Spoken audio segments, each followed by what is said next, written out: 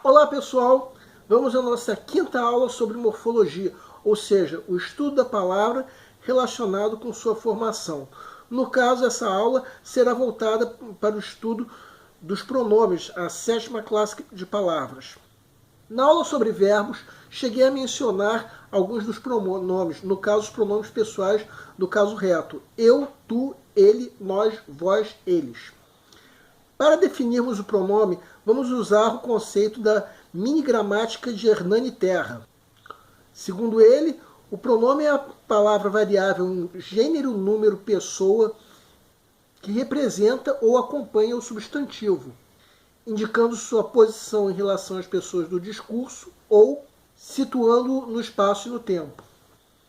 Inicialmente, dividiremos os pronomes em pronomes substantivos, que são os que representam o substantivo, e pronomes adjetivos, que são aqueles que acompanham o substantivo.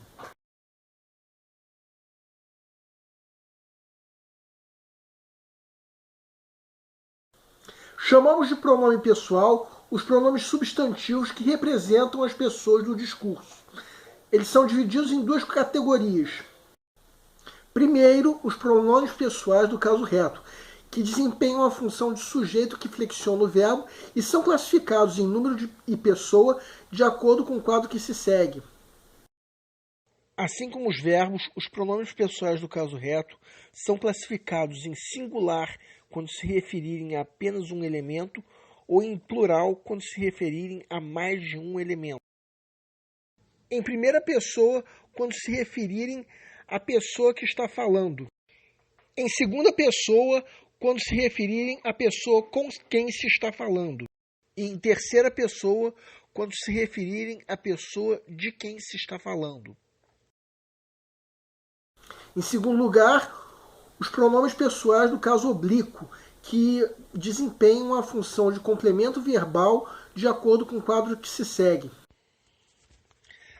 Tal como os pronomes pessoais do caso reto, os pronomes pessoais do caso oblíquo também se classificam em singular quando se referirem a apenas um elemento e em plural quando se referirem a mais de um elemento.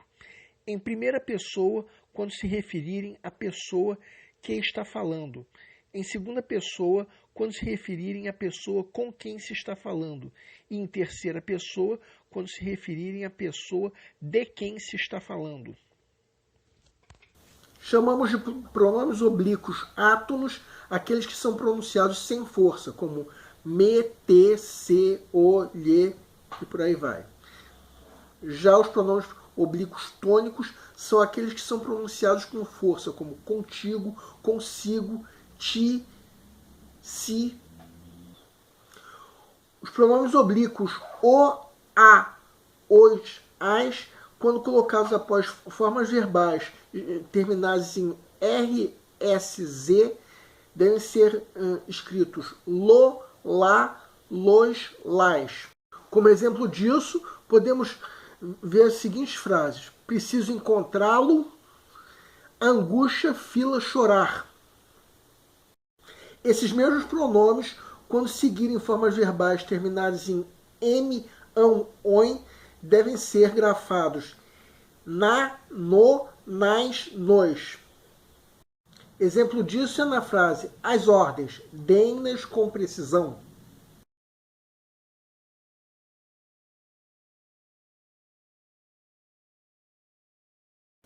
Agora vamos falar sobre os pronomes de tratamento, que são as locuções pronominais que, embora se refiram à pessoa com quem se está falando, ou seja, a segunda pessoa, são conjugadas em terceira pessoa. São expressões de tratamento. Primeiro, sua senhoria ou vossa senhoria, que é usado para os funcionários públicos graduados. Sua excelência ou vossa excelência para os membros do governo. Sua majestade ou vossa majestade para os reis e rainhas. Sua alteza ou vossa alteza para os príncipes e princesas. Sua santidade ou vossa santidade para os papas. Sua eminência ou vossa eminência para os cardeais. Sua reverendíssima ou vossa reverendíssima para os padres. Não podemos esquecer de falar do pronome de tratamento você, que vem da antiga e provinciana expressão de tratamento vossa mercê, podendo ser inclusive conjugado no plural, como vocês. Por exemplo, na frase vocês vão ao cinema hoje, ou você vai ao cinema hoje.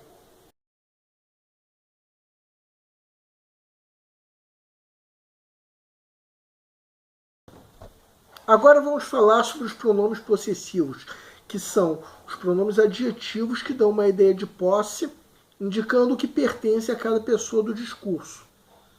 Pelas regras da gramática, o pronome possessivo deve concordar em gênero e número com aquilo que se possui e em pessoa com o possuidor. Veja o quadro adiante. Vamos ler um por um os pronomes possessivos. Os de primeira pessoa do singular, meus, minhas, meu, minha. Os de segunda pessoa do singular, teus, tuas, teu, tua. Os de terceira pessoa do singular, seu, sua, seus, sua. Os de primeira pessoa do plural, nosso, nossa, nossas, nossos. Os de segunda pessoa do plural, vosso, vossa, vossos, vossas. E os de terceira pessoa do plural, seu, sua, seus, suas. É claro que o uso dos pronomes possessivos de terceira pessoa do plural ou do singular, como seu e sua, podem gerar confusão a respeito do sentido da frase como um todo. Por isso, nesse caso, a gente, em geral, usa dele ou dela, deles, delas.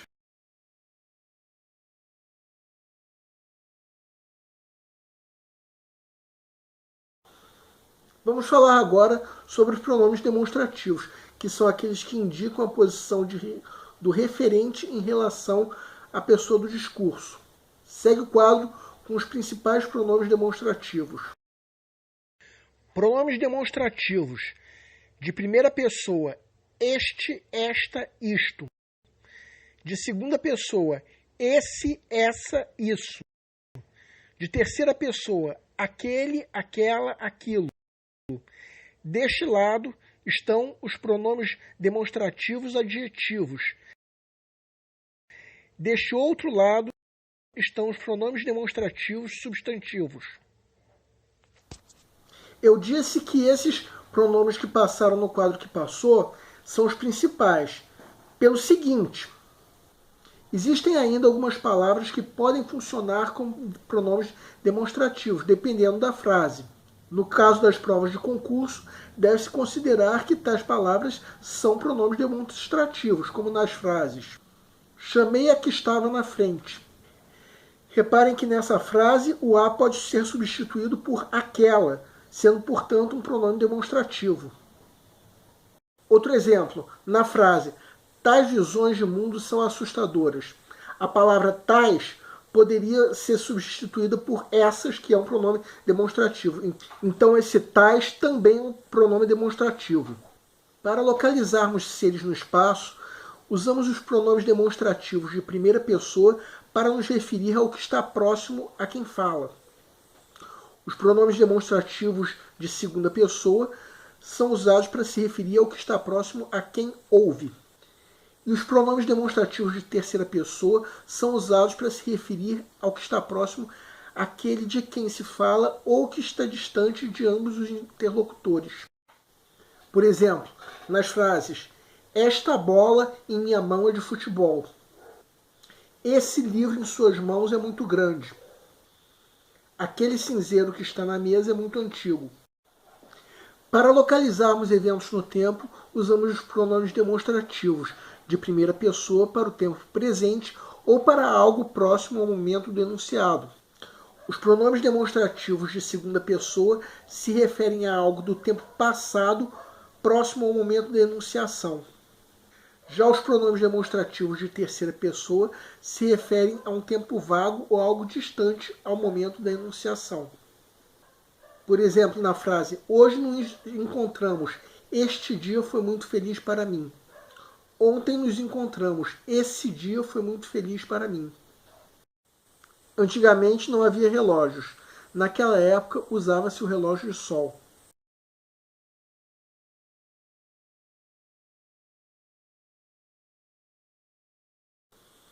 Chamamos de pronome indefinido os pronomes que se referem à terceira pessoa, deixando na dúvida de quem se trata. Exemplos de pronomes indefinidos: algum, nenhum, outro, todo, certo, etc.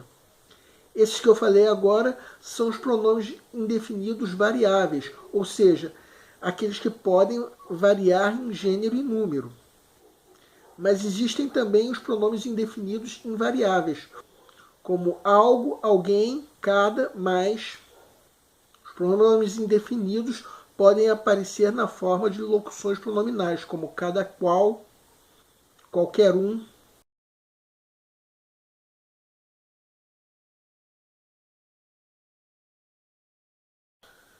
Pronomes interrogativos são aqueles usados para se fazer perguntas, como quanto, qual, que, quem. Atenção para não confundir com o advérbio interrogativo. Vejam essas frases. Quem construiu essa ponte? Quem é um pronome interrogativo. Onde você mora? Onde é um advérbio interrogativo. Parece a mesma coisa, mas não é. Afinal de contas, a resposta da primeira pergunta terá sempre o valor de um substantivo. Engenheiros, operários, etc.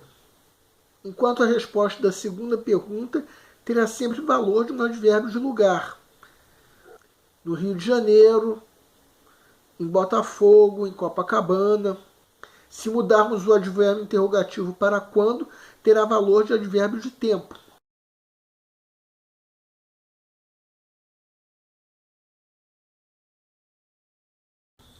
Nessa aula, o nosso foco foi o estudo dos pronomes. Na próxima aula, vamos retomar o assunto de ortografia, ou seja, o estudo da forma correta de se escreverem as palavras, estudando, no caso, o hífen, que é chamado na nossa língua também de traço de união.